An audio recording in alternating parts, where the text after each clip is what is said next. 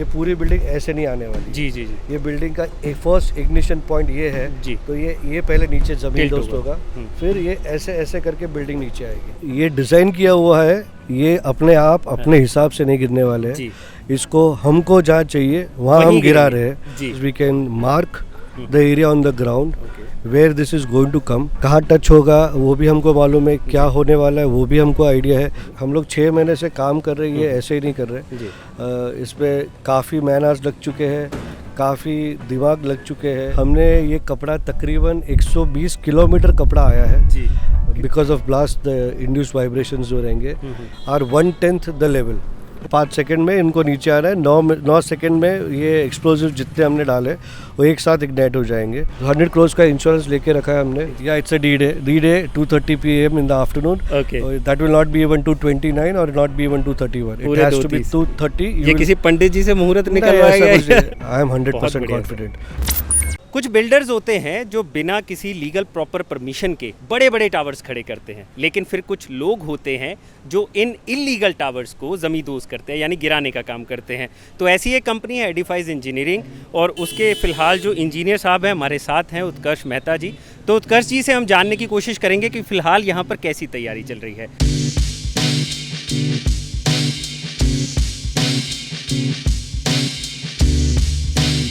हमें कॉन्ट्रैक्ट दिया गया है इसको तोड़ने का, और जिसके लिए हम लोग पहले से जुड़े हुए हैं। ऑलमोस्ट 6 महीना हो गया हमने ये बिल्डिंग प्रिपेयर करने में लगा दिए हैं। जब भी मैं प्रिपरेशन बोल रहा हूँ, preparation means removal of falls निकाल दिए हैं, होल्स ड्रिल किए हुए हैं, कॉलम्स को रैप किए हुए हैं, और लास्ट 12 दिन से 13 तारीख से लेके लगातार यहाँ एक्सप्लोजिव चार्ज किए जा रहे हैं। एज ऑफ नाउ आज की तारीख में एक्सप्लोजिव कम्प्लीटली लग चुके हैं बिल्डिंग में। इंटरनल कनेक्शंस फ्लोर वाइज हो चुके हैं, फ्लोर टू फ्लोर अभी तक हमने नहीं किए।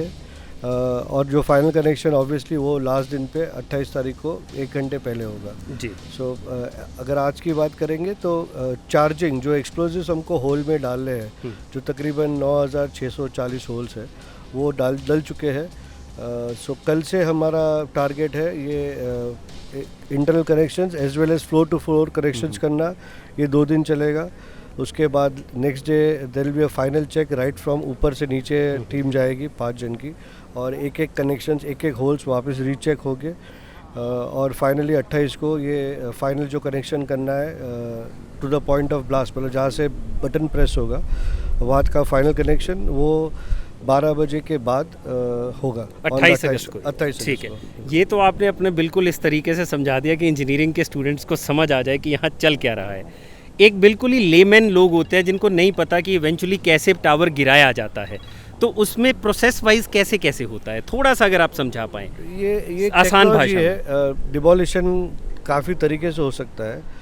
ये टेक्नोलॉजी हमने सिलेक्ट की थी ये स्पेसिफिक बिल्डिंग को देख के।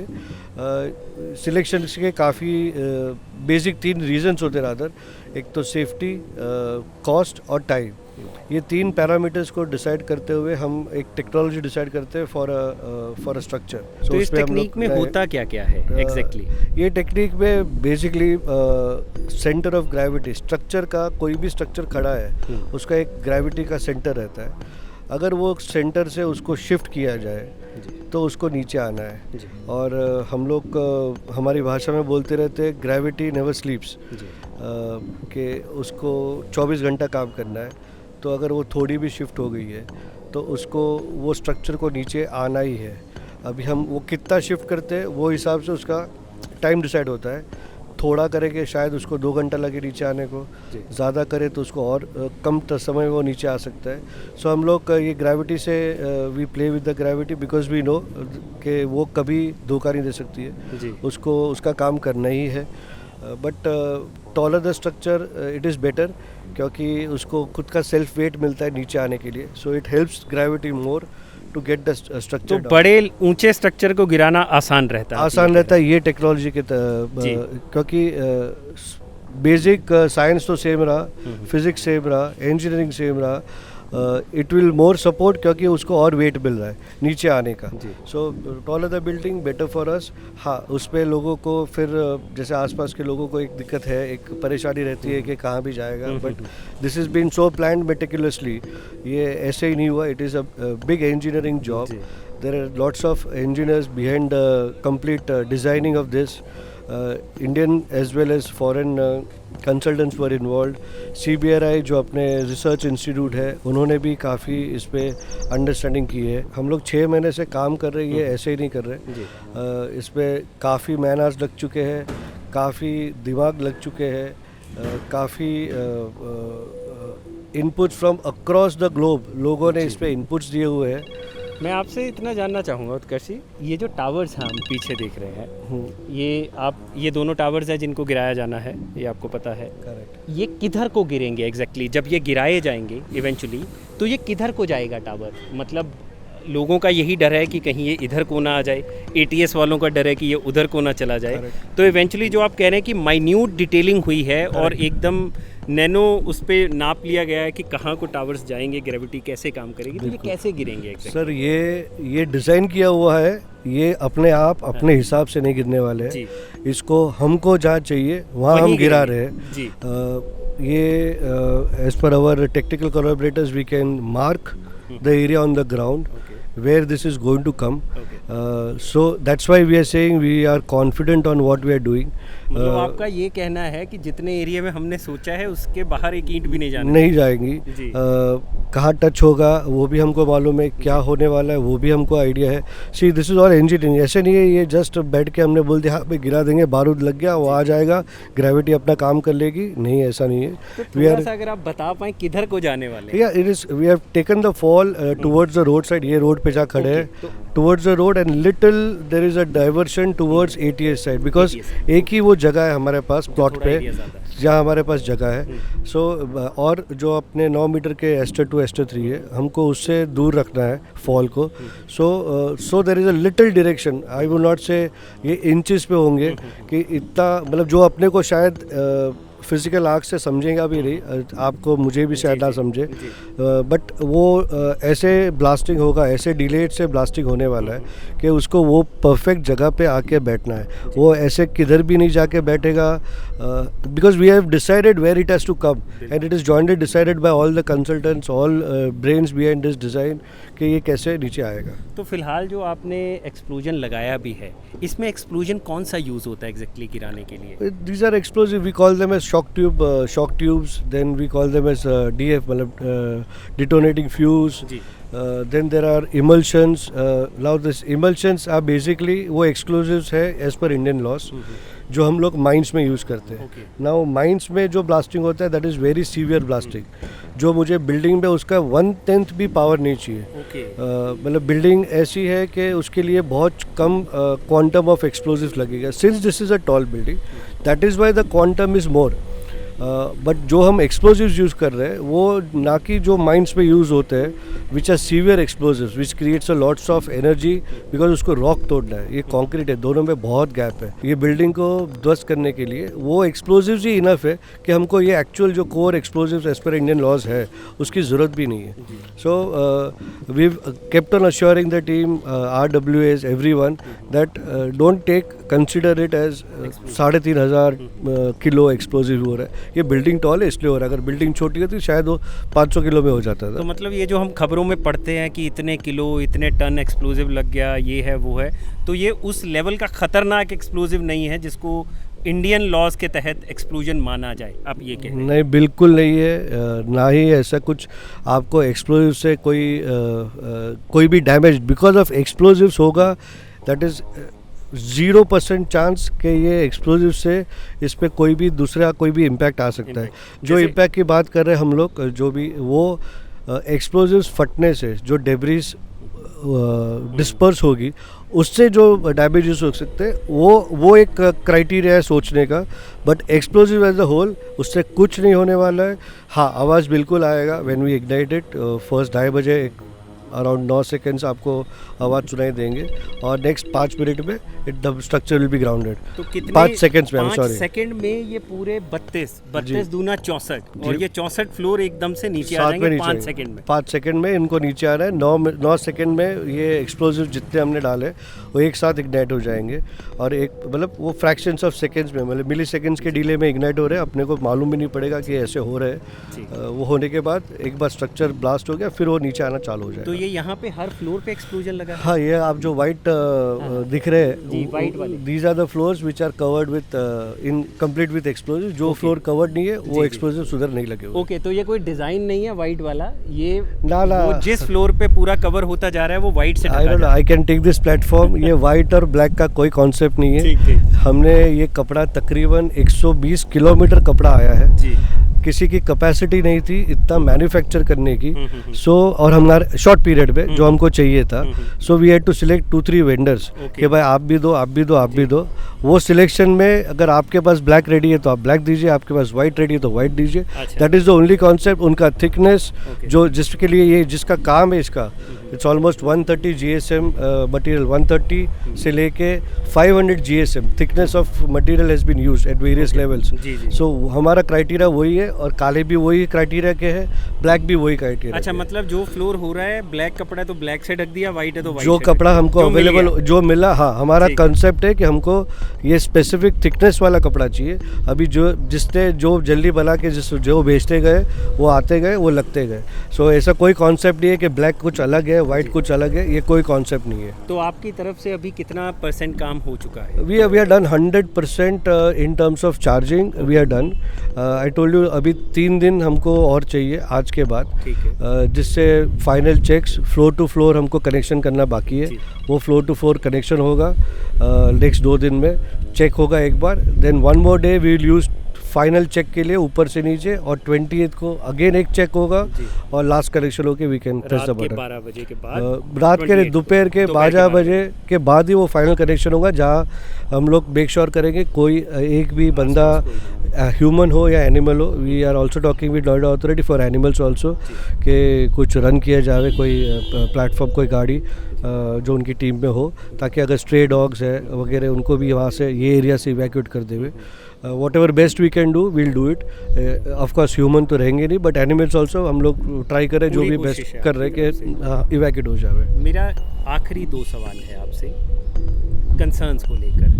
यहाँ के टावर में जो एमरल्ड कोर्ट सोसाइटी के लोग हैं उनसे हमारी बात हुई, उनका ये डर है इस वक्त कि जब ये गिरेंगे तो एक थ्रस्ट पैदा होगा, तो उस थ्रस्ट का इन बिल्डिंग्स पे क्या असर होगा? क्योंकि अभी CBRI की जो रिपोर्ट आई थी उसमें जो इनके पिलर्स हैं वो थोड़े डैमेज पाए गए थे, तो उनका जो इतने बड़े स्ट्रक्चर के गिरने का असर इस सोसाइटी पे क्या होगा? तो it is very nominal vibrations which are predicted, number 1। Number 2, this vibrations जो भी आएंगे 100% आएंगे। हमने उसके लिए काफ़ी कुछ प्रिपरेशंस किए हैं बेसमेंट्स में, सराउंडिंग ग्राउंड में, जिसको हम इम्पैक्ट कुशंस बोलते हैं, ताकि ये वाइब्रेशंस डैम्पन हो जावे। That's number 2।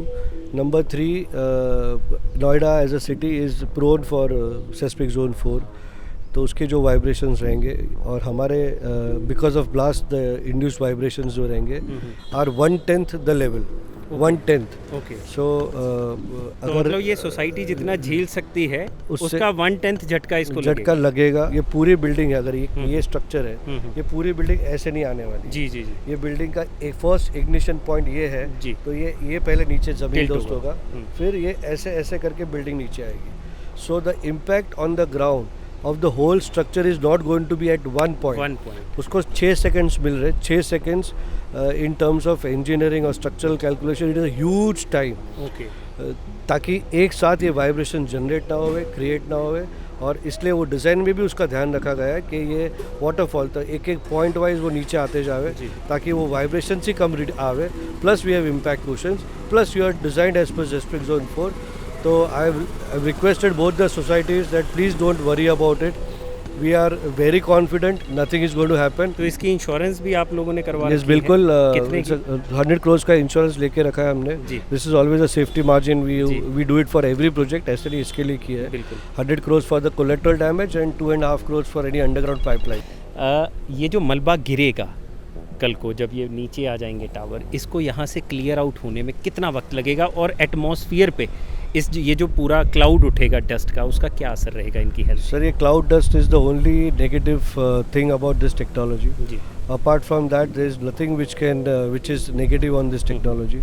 क्लाउड डस्ट को ये सो इंस्टेंटेनियस है, जैसे 6 सेकंड में अगर पूरा मलबा नीचे आ रहा है, वो उसको फ्रैक्शन ऑफ सेकंड्स में ये डस्ट जनरेट होगा.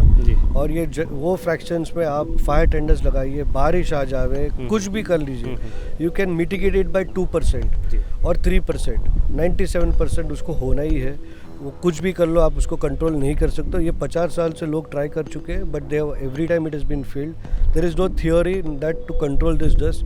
एक ही चीज़ है, ये वो दिन विंड कौन सी डायरेक्शन में होगी, वो डायरेक्शन में लेके जाएगा. इसको माना जा रहा है कि सबसे बड़ा टावर है जो अभी एडिफाइस गिरा रही है इंडिया में. इससे पहले जो बड़ा टावर गिराया गया था, क्या वो मराडू वाला था जो केरला में था, या इसके अलावा भी कोई टावर आप पहले? इंडिया की बात करेंगे तो this is the tallest tower being demolished. इसके सेकंड टॉलेस्ट कौन सा था जो इसके सेकंड टॉलेस्ट थी. जो मेरी बात करेंगे तो हमारा टाई अप जो हमारे फॉरेन कोलैबोरेटर्स जेट डिमोलिशन के साथ है. He is done a tower as high as 108 meters. ये 103 मीटर्स है. उधर उनका क्रिटिकलिटी 7 मीटर पे एक बिल्डिंग थी. यहाँ हमारे पास 9 मीटर पे है.